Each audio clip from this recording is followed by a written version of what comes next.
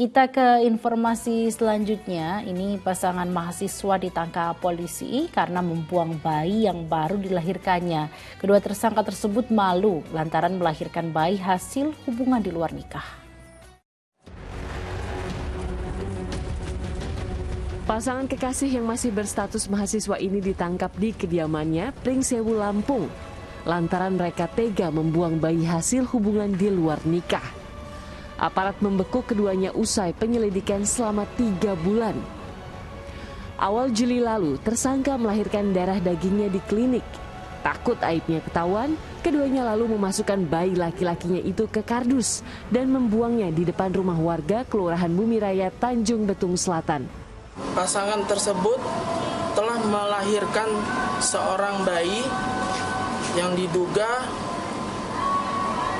hasil hubungan gelap sehingga dilahirkan di Pringsewu, kemudian dibawa ke perjalanan ke kota Bandar Lampung dikarenakan kedua pasangan tersebut panik sehingga ditaruhlah di rumah salah satu warga. Kini bayi tak berdosa itu dirawat oleh warga, sementara kedua tersangka terjerat Undang-Undang Perlindungan Anak dengan hukuman 15 tahun penjara. Ari Susanto melaporkan dari Bandar Lampung, Lampung. Astagfirullahaladzim, ya memang darah muda terkadang berpikir pendek nih dan akhirnya dia melepaskan tanggung jawabnya. Ustaz, ini kan tentu tidak ada yang ingin menghadapi kasus seperti ini, melahirkan anak sebelum adanya pernikahan resmi. Namun jika sudah terlanjur seperti ini, langkah terbaik apa nih Ustaz yang harus diambil? Ya, ini adalah merupakan satu hal yang pasti sangat-sangat disesalkan ya oleh baik sang ayah ibu dalam tanda kutip ya, walaupun mereka belum sah sebagai ayah ibu, kedua orang tua gitu ya. Makanya sebelum hal ini terjadi diawali dari orang tua mentarbiah anaknya dengan baik. Ya, orang tua memberikan pendidikan, memberikan pengawasan, walaupun anaknya sudah kuliah, ya tetap orang tua kontrol, memberikan arahan, bagaimana cara bergaul, tempat kosnya misalnya tidak disatukan dengan antara laki-laki dan perempuan, ya khawatir akan terjadi hal-hal yang terjadi seperti dalam kejadian yang sekarang ini sering banget menimpa kita.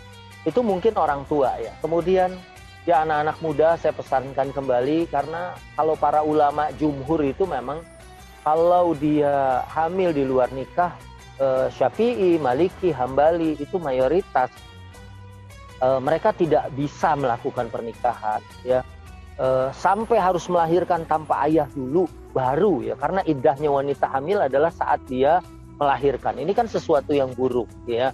Hanya satu mazhab saja ya, pendapatnya Imam Hanafi yang mengatakan membolehkan dinikahkan selagi belum hamil besar gitu. Tapi jumhur mengatakan atau menyampaikan satu hukuman yang berat tentang hal itu. Nah itu satu sisi. Kemudian sisi keprihatinan ya, karena kalau udah begini, kalau kita lihat ayat, perzinahan itu sangat erat dengan pembunuhan. Kalau kita lihat di dalam surat Al-Isra ayat 32, ayat sebelumnya dan sesudahnya itu bercerita tentang pembunuhan semuanya. Ya, terutama disebabkan oleh perzinahan itu. Ya, ayat wala taqrabuz zina innahu kana fahisyatan wa sa'a sabila itu diapit dengan ayat larangan untuk membunuh, karena sangat dekat sekali. Biasanya perzinahan itu kombinasinya adalah dengan pembunuhan. Seperti ya bukan saja dikubur hidup-hidup, mungkin dilemparkan ke kebun, mungkin ke sungai, ke kloset dan lain sebagainya.